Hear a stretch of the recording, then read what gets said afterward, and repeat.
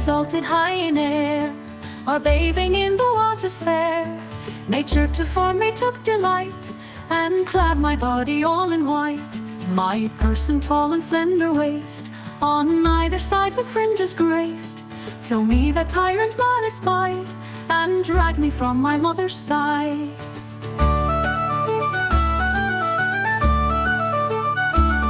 No wonder now I look so thin, the tyrant stripped me to the skin.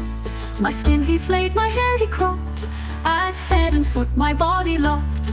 And then with heart more hard than stone, he picked my marrow from the bone. To vex me more he took a freak, to slit my tongue and make me speak.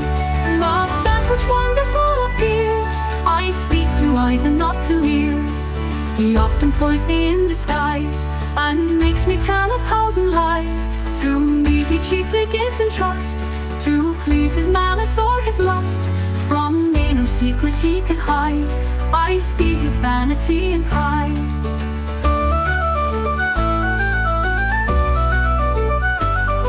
And my delight is to expose his follies to his greatest foes. All languages I can command, yet not a word I understand. Without my aid the best divine, in learning would not know a line. The lawyer must forget his pleading, the scholar could not show his reading.